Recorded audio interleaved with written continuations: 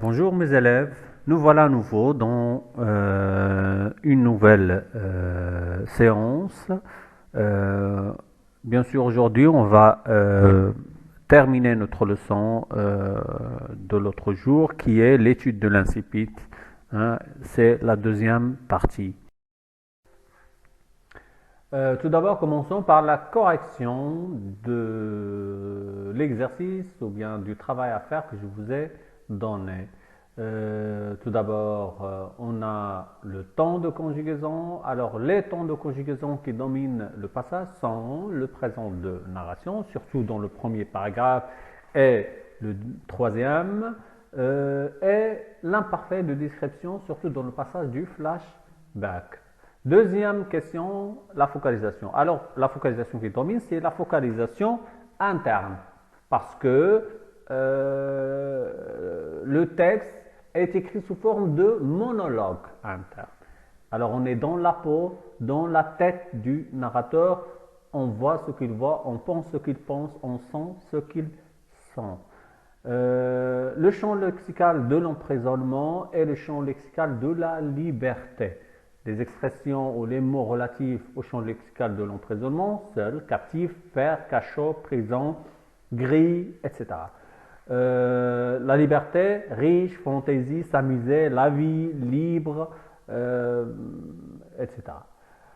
Quatrième question porte sur le registre littéraire. Alors, le registre littéraire qui domine le chapitre, c'est le registre pathétique.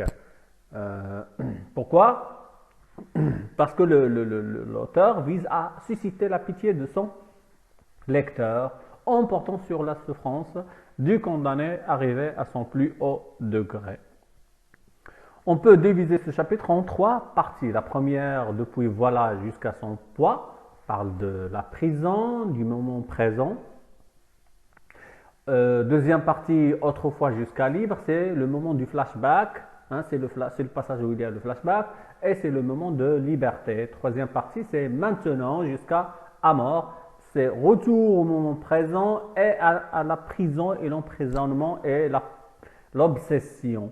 On peut dire que la structure du texte, alors comme on voit, la structure du texte est close, hein, fermée, emprisonnée. Hein, on a l'impression qu'on est emprisonné dans le texte. Figure de style, première phrase, chaque jour, chaque heure, chaque minute, on a la gradation, une gradation descendante. Rue des minces, on a deux mots contradictoires. Spectre de plombe, on a deux mots contradictoires. Alors on va dire que c'est l'oxymore. Parce que spectre est son poids, le plombe est trop lourd. Alors, hein, rue des minces, la même chose. C'était des jeunes filles, de splendides sacs d'évêques, des batailles. Alors le narrateur ici énumère les idées et les fantaisies qui lui passent par l'esprit. Alors on va dire qu'on a une énumération. C'était toujours fête dans mon imagination. On a une exagération, une fête, hein, parce qu'il y a beaucoup d'idées dans la tête du condamné, dans l'esprit du condamné. Alors, il s'agit d'une hyperbole. Seule est jalouse. Ici, on parle de l'idée de la mort et on l'a qualifiée de jalouse. Normalement, jalouse est une qualité humaine. Il s'agit alors de quoi? Il s'agit de la personnification. Dernière phrase. J'étais un homme comme un autre homme. On a l'outil de comparaison, bien le comparatif comme. Alors, il s'agit de la comparaison. Maintenant, passons aux axes de lecture. Première, on va travailler sur deux axes, la présentation du personnage principal et de sa souffrance morale et physique. Deuxième axe, c'est reconnaître l'objectif de l'œuvre. Alors, premièrement, présentation du personnage principal et de sa souffrance morale et physique.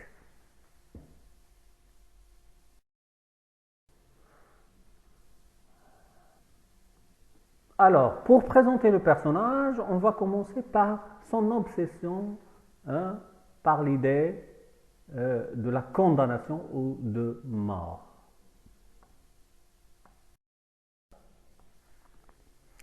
pour pouvoir bien sûr soustraire les axes de lecture, on doit se poser quelques questions. La première qu'on doit se poser, porte sur la forme du texte. Alors, ce texte est écrit sous quelle forme? En observant ce texte, qu'est-ce qu'on constate à propos de la forme? La première des choses, c'est que le texte commence par une indication de lieu, bicêtre.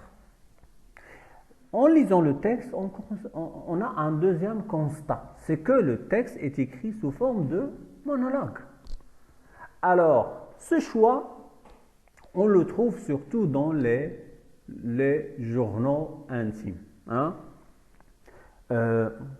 Bien sûr, l'œuvre n'est pas un journal intime, mais Victor Hugo a fait exprès de nous faire croire, de créer chez nous l'illusion qu'il s'agit d'un journal intime pour donner au texte un aspect de vraisemblance.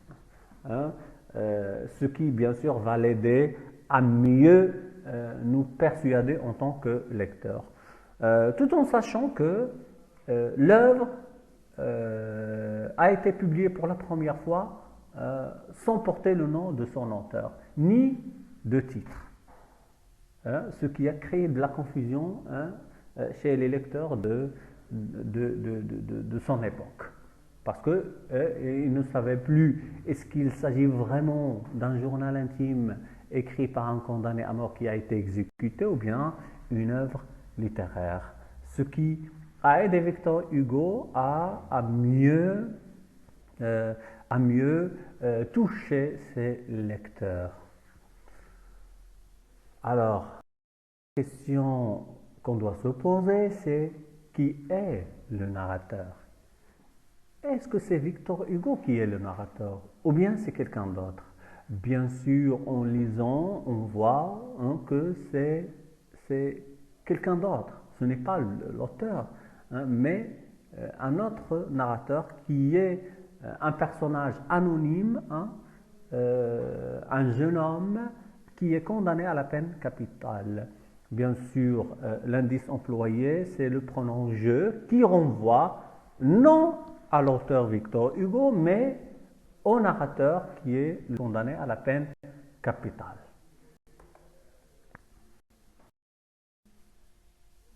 Alors, la troisième question, c'est quelle est l'idée discutée dans le passage?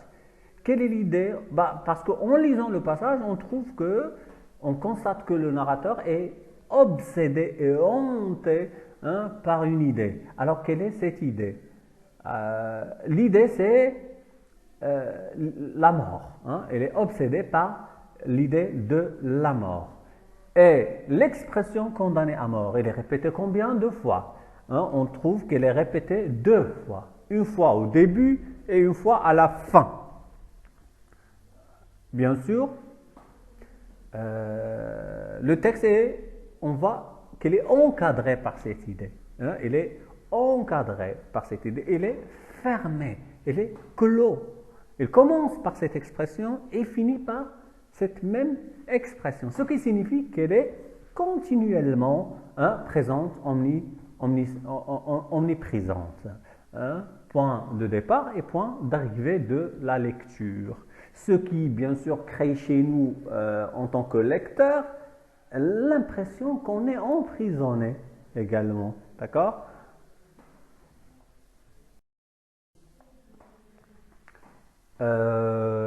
Quels sont les procédés qui traduisent cette obsession?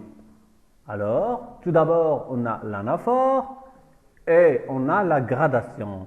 Alors, par exemple, je n'ai plus qu'une pensée, qu'une conviction, qu'une certitude.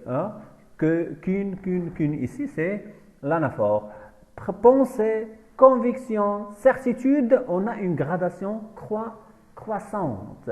La même chose pour la phrase chaque jour, chaque heure, chaque minute. Mais ici, c'est le contraire parce que c'est dans le deuxième paragraphe et le deuxième paragraphe parle de la liberté et non pas l'emprisonnement et l'obsession.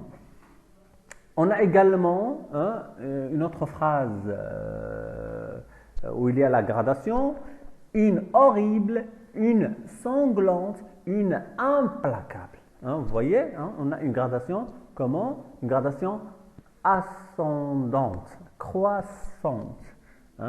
On a également la restriction, ne, que, et la répétition, parce qu'on a la répétition du mot une, qui, bien sûr, qui reflète l'obsession. La personnification, on a les personnifications, le narrateur a personnifié l'idée de la mort, ce n'est plus une idée, c'est plutôt une femme. C'est une femme jalouse, c'est une femme qui habite avec lui, c'est une femme qui ne veut pas qu'il pense à une autre femme. Elle est seule, elle est jalouse, elle a des mains. D'ailleurs, on a une figure de style ici, deux mains, avec ses deux mains. Ici, on a ce qu'on appelle le pléonasme, la répétition, mais une répétition de sens. Parce qu'on sait déjà que les mains sont deux, alors ce n'est pas la peine de répéter le sens.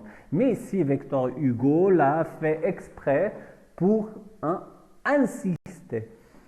Se glisse, se mêle, se colle, épie. Il a une volonté et il veut imposer sa volonté sur le narrateur. C'est un être maléfique et surtout polymorphe. Ça veut dire qu'il change de forme. Polymorphe. Ne laissant jamais le personnage tranquille. On a également la comparaison, bien sûr. J'étais un homme comme un autre homme, comme un spectre de plomb, etc.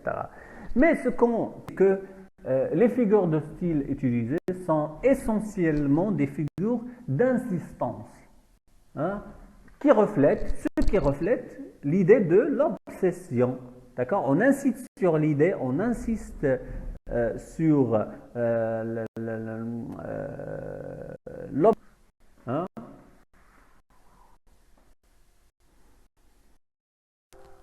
Alors, le condamné compare l'idée de la mort à une femme jalouse, une femme qui veut le posséder, qui veut le garder pour elle.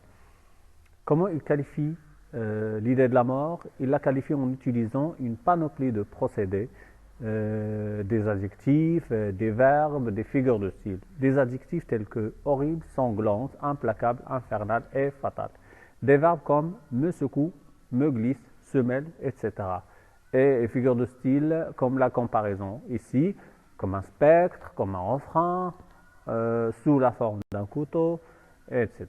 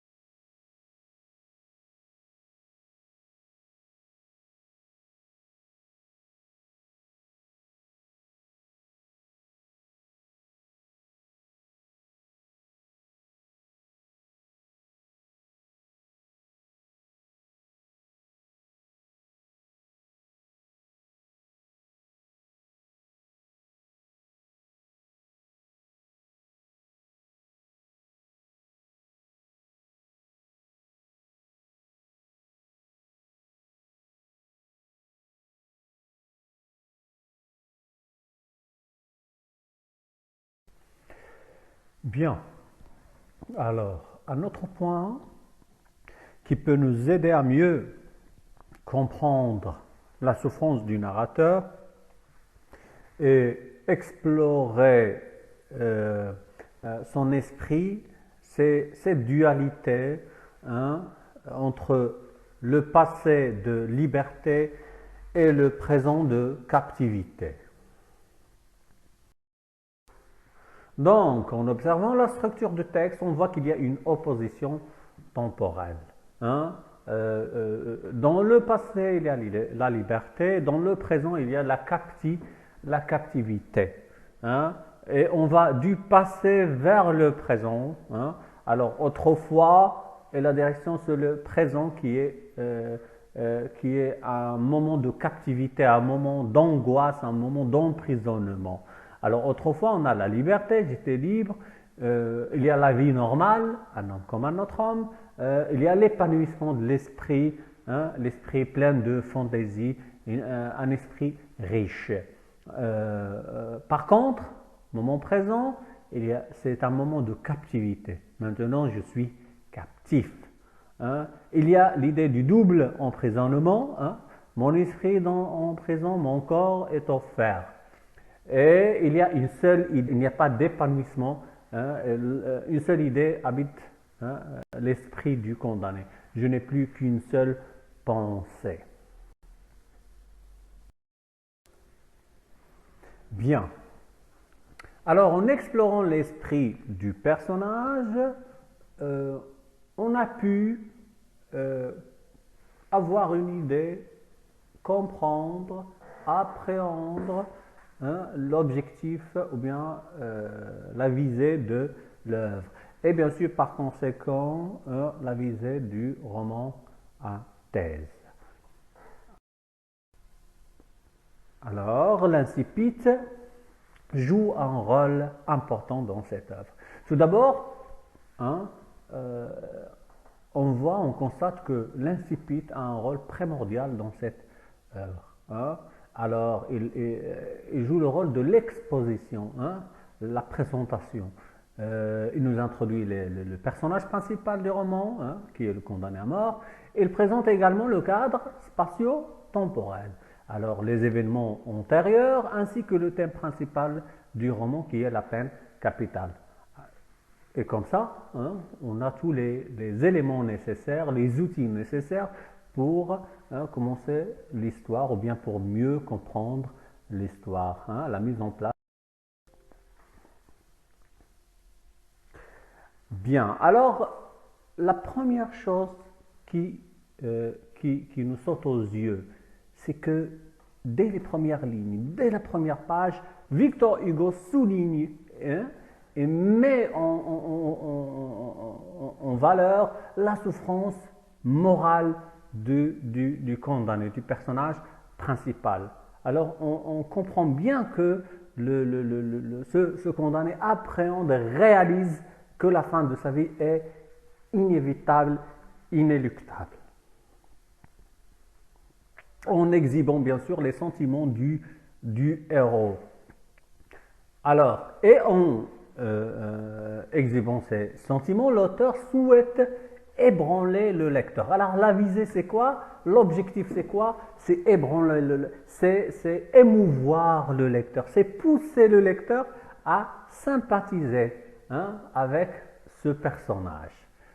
Et par conséquent avec la thèse proposée. D'où l'emploi du monologue. Et bien sûr le monologue, hein, nous implique de façon directe. Le monologue intérieur dans le but de faire comprendre la souffrance liée à la peine de mort. Alors le monologue c'est plus subjectif, hein, et nous pousse en tant que lecteur à sympathiser avec ce personnage. Et donc persuader le lecteur de la cruauté de... Et pour conclure, nous pouvons dire que les divers procédés mis en œuvre dans ce texte ne sont pas fortuits, hein, ne sont pas gratuits, hein, répondent à une logique adoptée par Victor Hugo afin d'exprimer les souffrances de ce condamné à mort. D'accord? Alors, le texte est un plaidoyer. Hein? Le texte est un plaidoyer. Alors, Victor Hugo implique de cette façon le lecteur émotionnellement pour qu'il sympathise avec la thèse présentée dans l'œuvre, à savoir l'abolition de la peine capitale. Alors, on arrive à la fin de notre leçon. Merci infiniment pour votre attention et à la prochaine. Au revoir.